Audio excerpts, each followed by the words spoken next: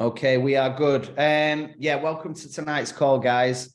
Wow, I only listened to the podcast about 3 hours ago, and it completely blew my mind. I've heard some stuff from John Maxwell before. I was actually lucky enough to speak at an event with him years ago in Atlanta, and I was saying to Emma, he reminds me of like the wise old granddad. He wanted I could have just sat on his knee and listened to him. Like Elf. Yeah, yeah, it's just amazing. He's got like this tone, and I think Ed Milet mentions like, his voice and his tone is just so good. So I've got tons and tons of notes that I took. It was just really good. So I'll run through mine and then hand over to you, Emma, if that's all right. Sure, of course. So I'm just going to read them out one by one. I think the first thing that resonated with me was having a love to help people. Like, you can only become successful in this business by loving helping other people. If you don't like to see other people succeed, then you won't do very well in our industry, because you can only get to the top of the marketing plan and earn the money that you want to earn if you help enough people do the same thing, right? Alex always used to say, help Tom, Dick, and Mary get a check and you get a check. So that was the first one. I love that about business and faith can mix. That was something that he talked about. I know it was quite religious in some parts, but I actually really enjoyed that. I'm quite spiritual myself anyway. So, whether it's God, the universe, the higher being, whatever it is that you believe in, I just think having that spiritual time to put your energy into your business, but not seeing that it's one or the other. Because I think sometimes you get the mix that like money is the root of all evil and all this kind of thing, when actually you can help so many people. Some other things that I wrote: learn, grow, shift. So you learn, you grow, and then you shift. I just love the stuff about creating another success story, right, for yourself. As you follow your dream, it gets bigger. That was another thing that I wrote down, which was really powerful. Like, your dream just continues to grow as you start to build your business and you grow your mindset. There is never like the top of the mountain. I think we mentioned this a lot on stage at On Fire and things. Like, the energy that you put into what you're doing just continues to expand. And it's a little bit like Jeff when he was speaking at the NMD meeting in Portugal. He was talking a lot about that. Like, this is a guy that's got absolutely everything. I think, he's got a Lamborghini, he's got the Bentley, he's got the Rolls Royce, but he's so passionate about seeing the company succeed. And the company only succeeds if people succeed.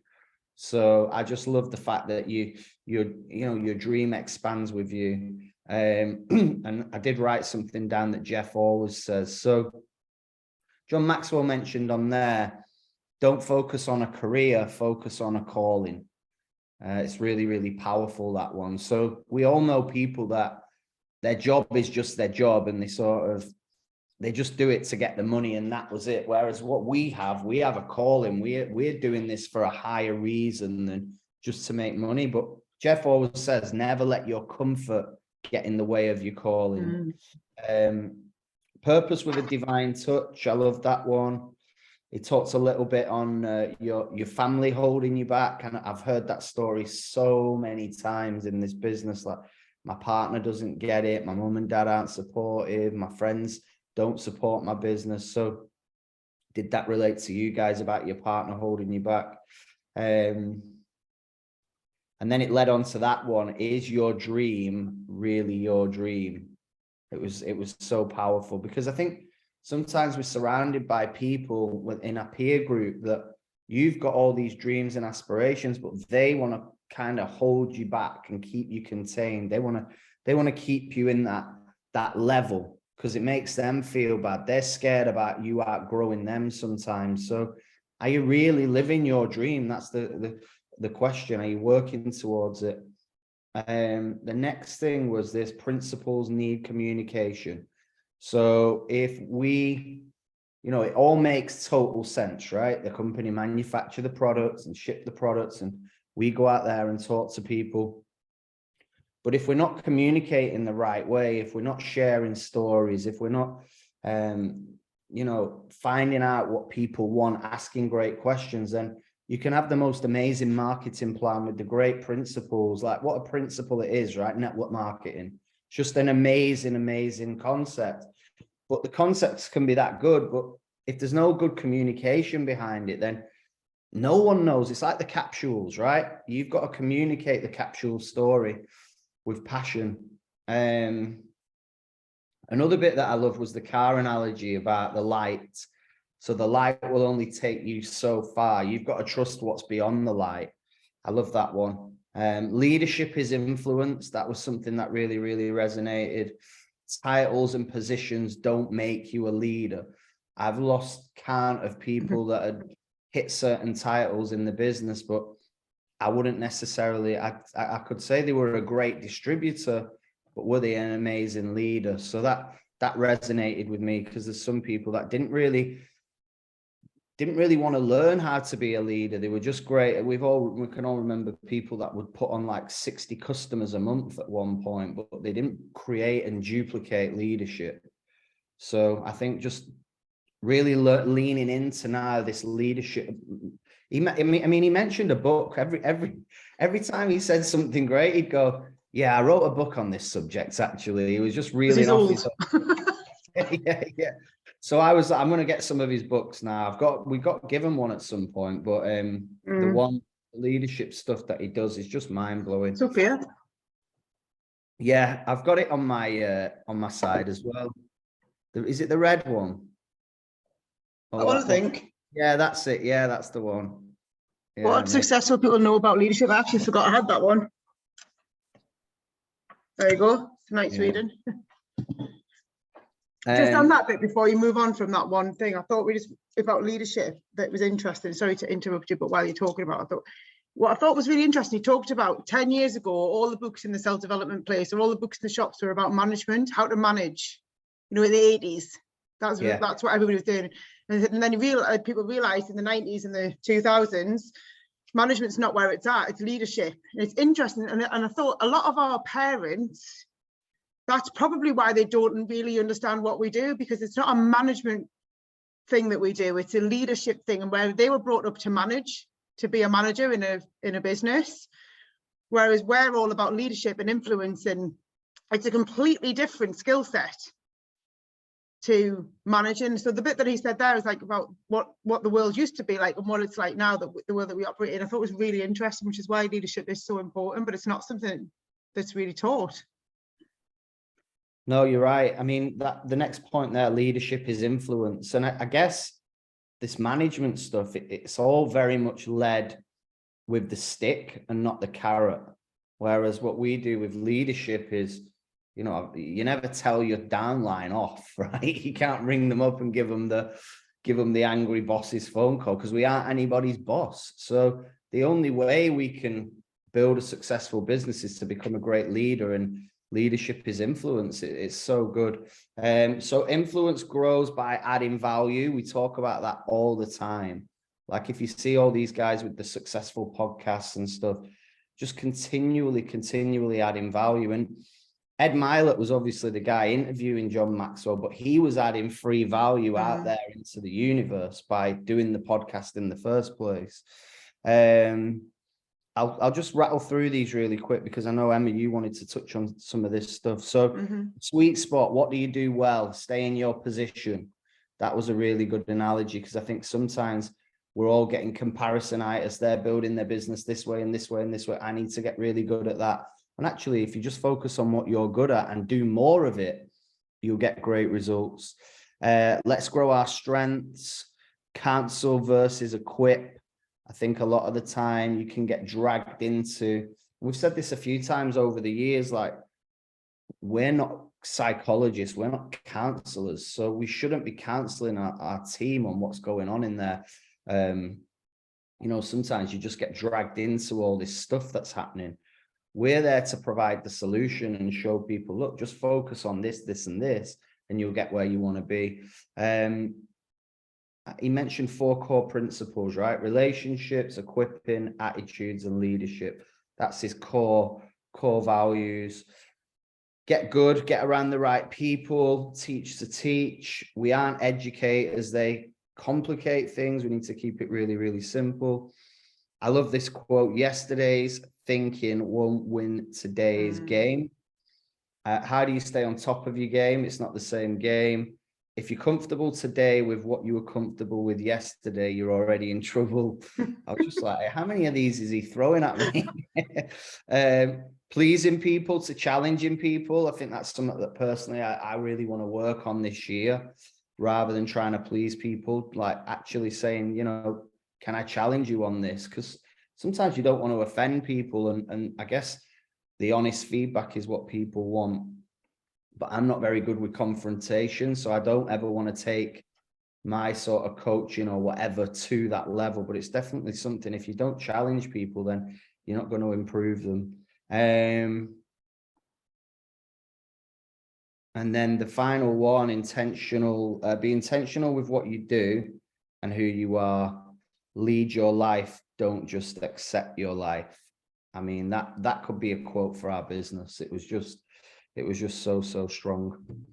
So yeah, that's me. You haven't left me anything. Do you know what that was like? You know, when you read the back of a book that says, here's all the stuff that's in this podcast. But it's because there was so much that was relevant for. Just got all these notes here. Just yeah, there you go. So much that was relevant for all of us at different, we're all, I mean, the 72 people on this call, all of us at different points in our business, different points in our lives, different points in our relationships. And, you know, he's very Jim Rowan-y, like the way that he speaks, kind of just soft and gentle, and you can listen to him, but so bloody wise. Like, you know, when you say, who would you, the 3 people you'd like to have over for dinner, God would just sit next to him, like, could just sponge and just take him and Shay O'Brien, 2 people I could sit and learn from all day long. I loved so much of that. That's actually the second I'd listened to it in the summer when I was going through an awful lot of self-development, you know, last summer. And a lot of these podcasts were the ones that I found the most useful. And that was one of them. And I remember ringing you, John, and saying there was a bit in it where he says, I'm not, you know, about people pleasing, and about, he said, I'm not, what did I think I wrote it down. I'm not a clown. I'm a leader. It's like, I'm not here to make you feel good. I'm not here. And it's difficult in our business sometimes, some of this stuff, because we are carers and we are nurturers, and we are, the reason that you do this business is because you want to help people. I mean, it might, and of course it's about the money and all that stuff as well. But a lot of the reason that we stay involved for so long, stay involved when you might be struggling, the reason why you don't quit when it gets tough, or you don't, you know, when you, or what, all the reason that you guys are here on a Monday night at 7:15 is because you want to be better, and you want to help other people to be better. And sometimes we end up in this people-pleasing zone. Anybody there? Anybody been in the people-pleasing zone? And you think, and not just in your business, but sometimes in your life, and it can be what John often says, you know, the pity party and the feelings, you know, and you can accidentally get dragged into these conversations where people are, you know, negative and miserable, and you're trying to help, but instead of helping, or you're trying to cheer them up, you end up getting dragged into it and thinking, oh well, maybe that, you know, maybe that is right, and maybe this is difficult, and oh, life is a bit shit. Like I woke up this morning and I was in a great mood. I felt like a bit jet lagged from last week. Liverpool and Lisbon just knocked me for 6 in a really weird way. Like I felt tired and all this kind of stuff, but really, like, I'm wanting to get on it, but like not being, just until today is the first day I felt normal. So I woke up this morning and I was like, right, I'm going to get up early, I'm going to exercise. And you know, when you're like that, boom, boom, boom, that was me this morning. And I turned to my social media and it was like, just not everybody, but a few people were like, just like moaning about stuff, and it's Monday, and I don't really have much negativity. These are the people that aren't normally like that. And I just thought, oh, shut up, man. Like, God, it's Monday. Like, just little things, like, it's whatever. So it's really easy, if you're not careful, to get dragged into this place where you end up just counseling people. What is far better is what he said, which is, I'm not a counselor, and I'm an enabler. And actually, if you want to be a leader in this business, a leader in your life, a leader in your own business, our job as leaders is to enable people. And I hope after listening to that podcast, even if you have no team members yet, you know that you're a leader, or that you have the potential to be a leader, because that's what he was trying to say right at the start. If you influence or have any influence over anybody in your life, then you are a leader. And with leadership comes what? Responsibility, right? So if we are leaders of anybody, any people, we have a responsibility to behave in a way that leads people, right? It isn't about holding people back. It isn't about sitting in a corner and, you know, it's the reason why when you stop drinking or when you go on a health kick, or you'll always get the people go, oh, just have one. It's not because they want you to have one, it's because they don't want to feel shit about the fact that they're having one, right? Or don't go to the gym today, let's just go out for dinner instead. And it seems that's them not leading, not influencing, not enabling you to be better. So you have to be really strong, because actually you sticking to your guns, that's having influence. You are influencing people in the way that you behave. So I loved all of that stuff. I love focusing on what you're good at. That was the other thing I think I mentioned to you, probably in a voice note to you at the time when I listened to this first. When you, what did he say? When you counsel people, you focus on their weaknesses. When you enable somebody or equip somebody, you work on their strengths. That little sentence there, so incredibly powerful. So I ask myself all the time, and if any of my team are on here, you can feel free to call me out on this, right? I would hope that when I do one-to-ones to people, when I do this sort of thing, any calls that I do, my focus is around equipping people for success. What are you good at? What are you able to do? Let's get really good at that. Let's do more of that. Rather than let's go out and learn something brand new. Let's focus on being good and being great at what you're good at. Because when you focus on your weaknesses, and I think sometimes, I don't know whether you agree with me, John, but sometimes because we're always saying to people, step outside of your comfort zone, do the things that make you feel uncomfortable, that makes it feel like you think I have to do new things. It's not necessarily that. There is a lot of merit in stepping outside of your comfort zone, for sure. Trying something new, doing something that you feel makes, you know, feels uncomfortable. But if you're really good at listening, get even better at listening. If you're really good at, you know, sharing your story, get even better at sharing your story. Help other people, enable other people to share their story. But focusing on your weaknesses, I actually think it doesn't really help. When you go for a job interview and not in the normal world, they want to know what you're good at. How are you going to help me? Right? If I'm going to pay you as your employee, I want to know how good you are at the shit that I need you to do, not how crap you are at it and how willing you are to learn. Oh, that's lovely. But actually, I need you to be good at the stuff that I need you to be good at now. Otherwise, to be honest, I'm going to employ somebody else, right? Doesn't mean you're not willing to learn, you're willing to try new stuff, but the stuff that's the core responsibility of the job, they want you to be good at now and prepared to get better. So think about that when you're looking at your business, because sometimes we get lost in there. My battery's about to go. I'll try this, or I'll try that, or what's the next big thing, or the next big thing, or let me just grab this. I think the other thing as well with getting out of your comfort zone, what it really means to me is don't be shy to share your gifts. Like a lot of it is, you know, you could say to me, get out of your comfort zone now, John, and play the trombone for everyone. I've never played it in my life. I'd be getting out of my comfort zone, but I wouldn't know where to start. But getting out of my comfort zone when I first started in this business was sharing my story for the first time. That was my product story. That was my gift. Sharing my business story. I put myself forward to do what was good because I knew that it was a good story. So, you know, I remember the first event we did in Newcastle, Emma. I never had to say to you, you've got to do this, you've got to get out of your comfort zone. It was just share your story, like share what you're good at. You're going to be good at sharing your story because you're passionate about it. So I think sometimes we tell ourselves these tales, and I've heard it a lot. I don't have a good story yet, right? Your story is your story. Your story is your gift. Whether you've been on the product 2 weeks, 2 minutes, 2 years, whether you've been in the business 2 weeks, 2 minutes, 2 years, that's what getting out of your comfort zone means to me. It means sharing your story with more people. A really good, that Newcastle event is a really good example of this, because someone said earlier on, I think it was Stacey, that, you know, she's nervous about recruiting people because she doesn't, you know, doesn't understand how the product is made, or that, you know, the mechanics of it. And that can be quite common, that people don't recruit because they're not sure what to do with somebody when they do recruit or whatever. So I tried to be something that I wasn't at that very first event, right? If you ever see me speak at a convention, there's a reason I don't have any slides, because one of the things I really struggle with is being stopped mid-flow and having, you know, clickers and slides and all of that stuff. So when I've tried to do that, I'm not very good at it. It just stops me from being able to say the stuff that I want to say. So I speak from here rather than from here, right, most of the time. So that very first presentation, I thought I needed to do what I did at work, which was have slides, have a PowerPoint, do the clicky thing. I'd only been in the business 5 minutes. I was a sales coordinator. I had nothing about nutrition, still don't, right? I know that I take the product and I feel awesome, and if you take it, you'll feel awesome too, right? That's me sharing the product these days. But what I tried to do was a presentation about like why you shouldn't microwave broccoli. Do you remember that? Right, like, and I was stood there talking about, have you ever tried to present something, you know, all about, right? And I remember halfway through this product presentation thinking, I haven't got a clue what I'm talking about here.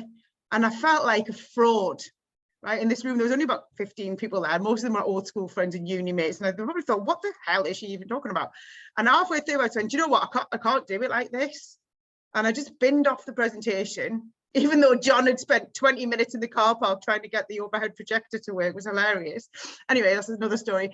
I just binned it off and I was like, do you know what? I'm just going to tell you about why I love it. And it was so much better.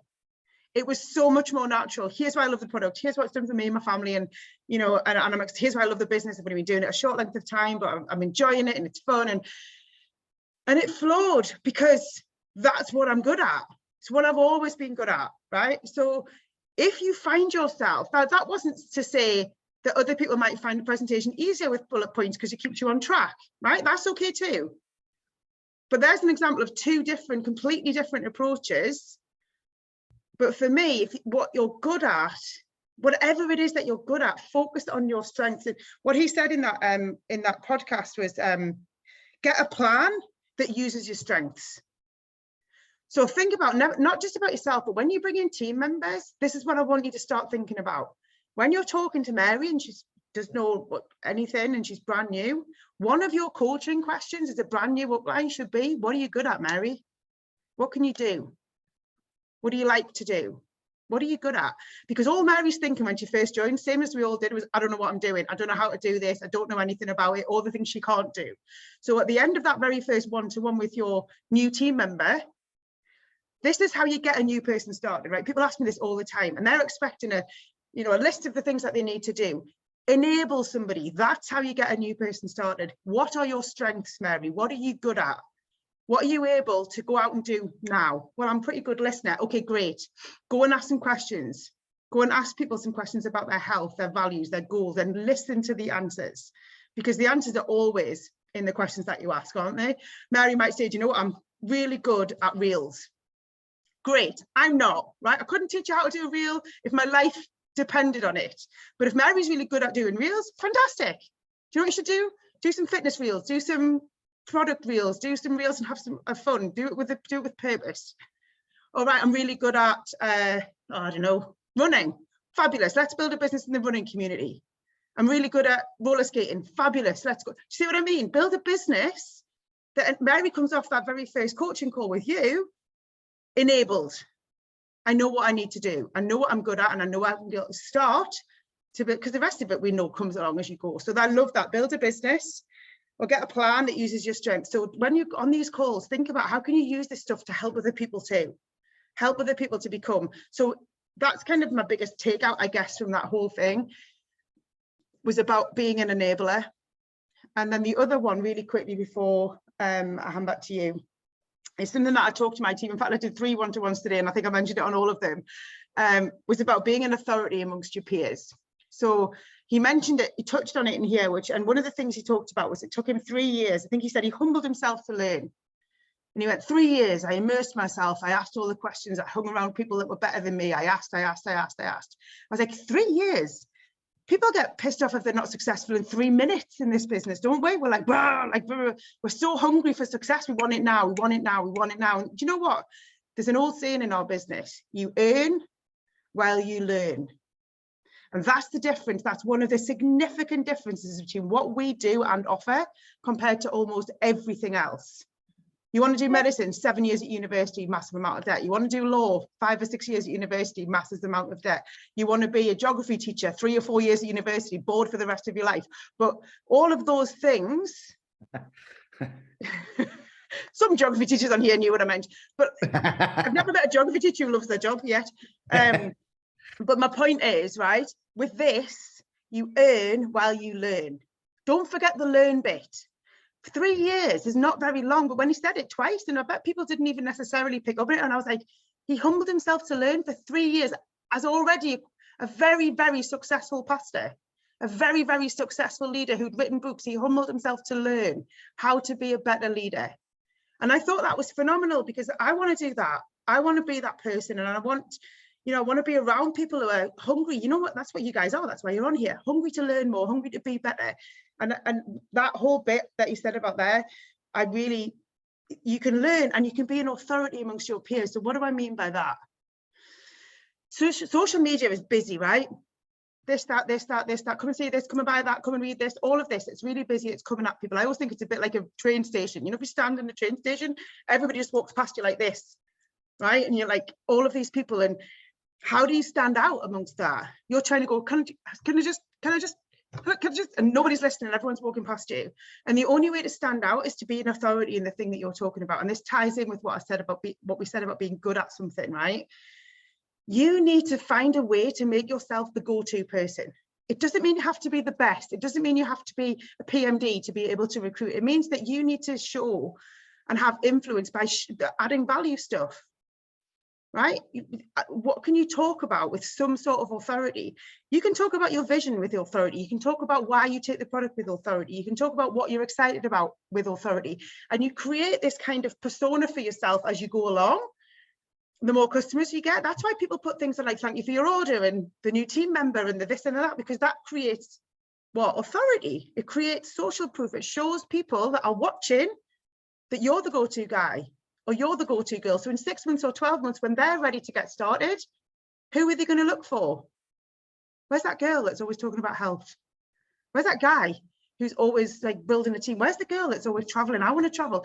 So pick your thing, get really good at it, be an authority on it, add value. And honestly, all of this other stuff is just going to flow from that, from being good at what you're good at and having influence and being a leader. It's so important.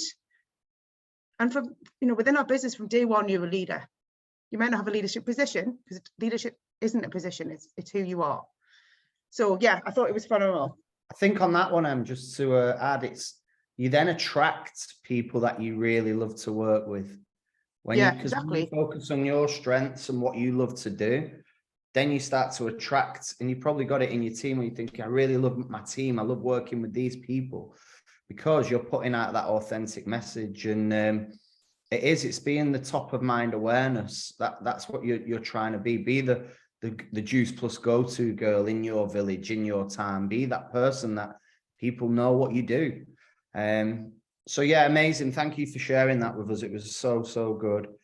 I've got another one for next week, but I just want to run it by you first, Emma, before we put it in the group. Yeah, well, we'll put it in the group. But yeah, feel free in the chat as well on the Facebook page, guys, to, you know, put your own thoughts. It's great to have the chat here, and I love to see what everybody else thinks. But you know, because this is obviously going to stay in the group, and people will join, and new people will join. So you want them to go and watch some of these stuff. So put the comments that you put in here, put them underneath the video link in the Facebook group, and then at least, you know, in months to come, people will be like, oh, actually that looks like a really good podcast. I wished when I was listening to it, I thought, I wish I could just like force everybody to listen to this in my whole team, whole potentials. Like, I just want everyone to listen to this. And he said something like he's created a leadership company with over 3 million coaches or something like that. It's just mind-blowing, just incredible. But it's phenomenal. If the way he talks about his success as well, he's obviously very humble, and I think that it's a really interesting, I mean, it's slightly off tangent, but